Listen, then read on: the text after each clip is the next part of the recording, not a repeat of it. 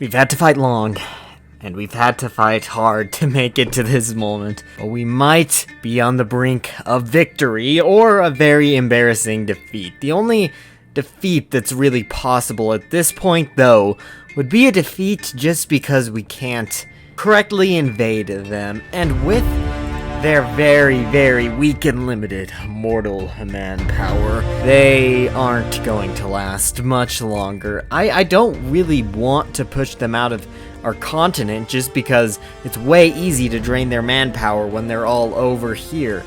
So I'll just keep letting them waste all their manpower against us, as we have infinite manpower, 44.66 million right now. That's insane, and we just have infinite manpower. We don't even have to worry about it. In supply-wise, we have almost 1 million infantry equipment, which again is crazy.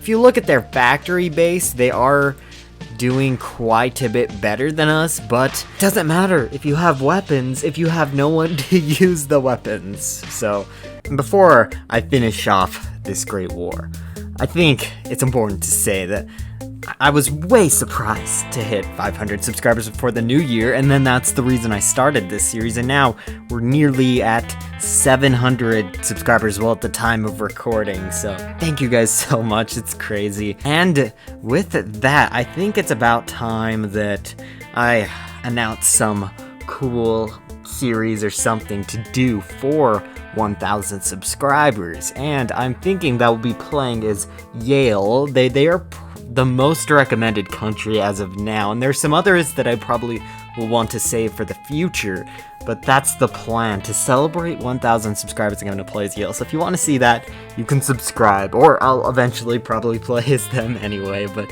that's kind of what I want to do to celebrate 1,000, and with that, let's get back to that war.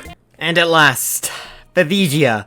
We've been at war with them for many episodes, many years, a long time. They've held on, and I applaud them. They've done an outstanding job, very impressive. But of course, they have to join our Legion of the Undead, and it's nice that I realized that I got all those jet fighters from countries capitulating, because I'm just happy to actually be seeing tons of green air.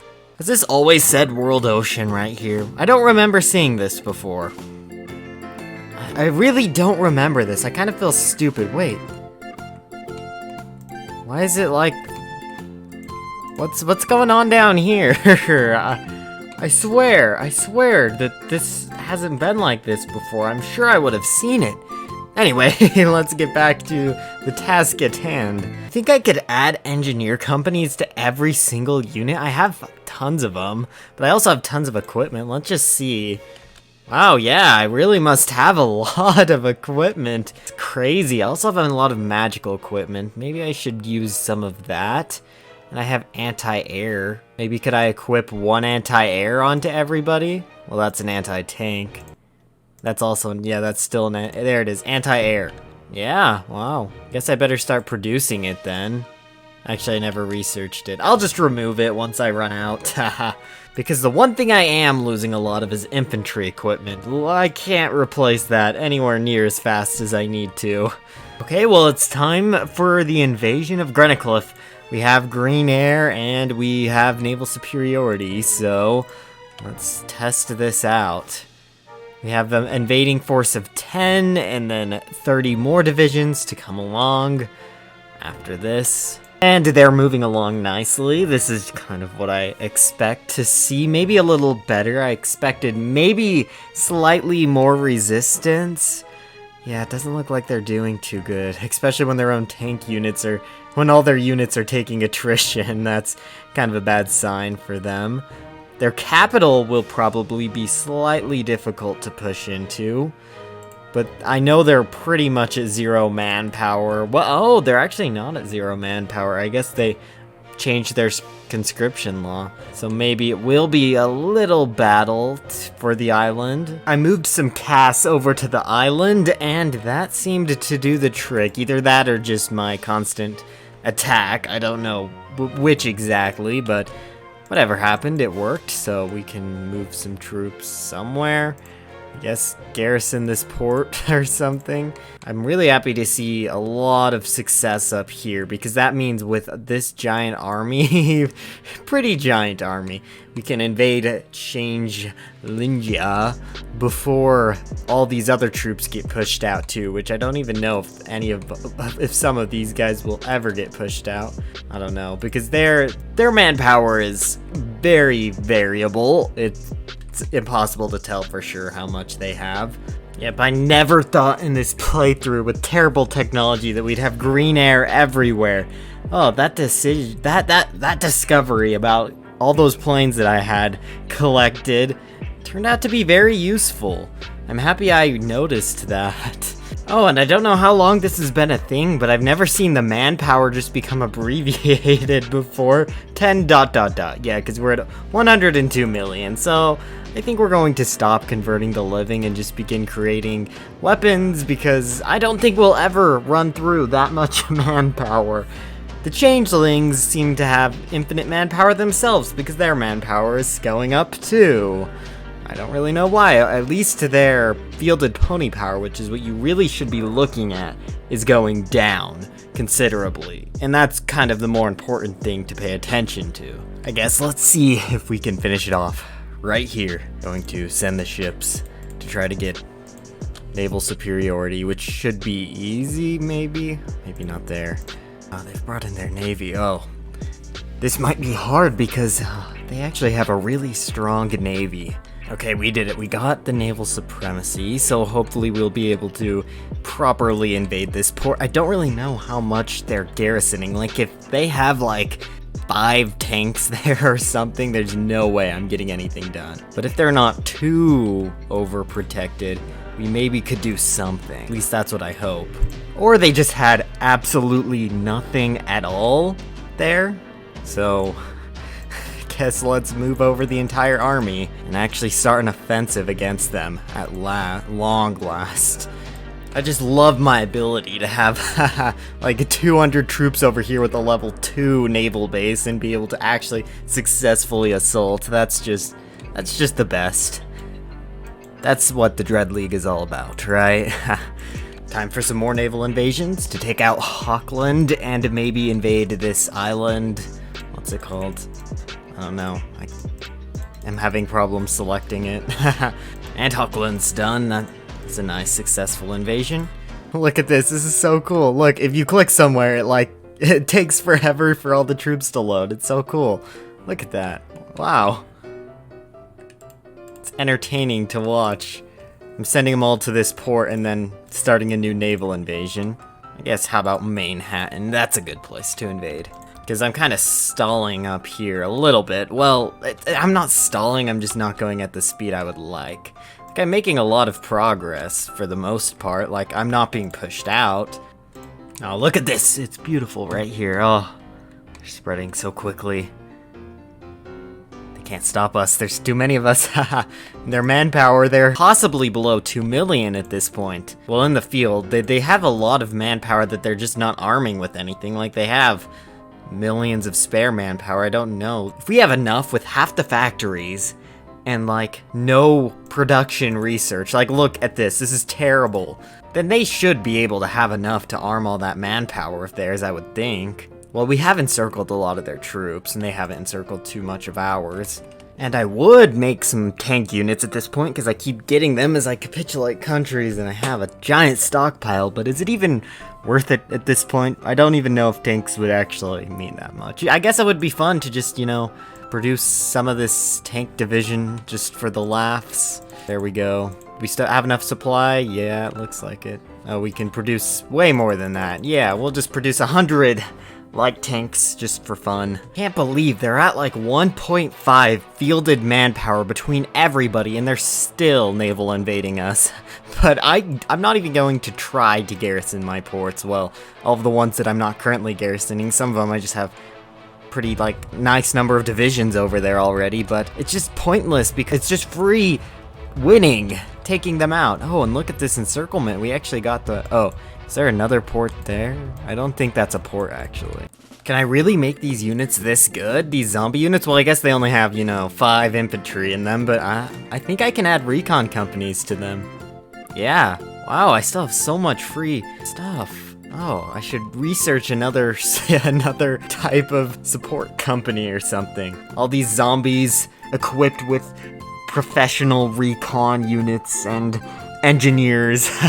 Not just any regular zombies, guys. These are professionals.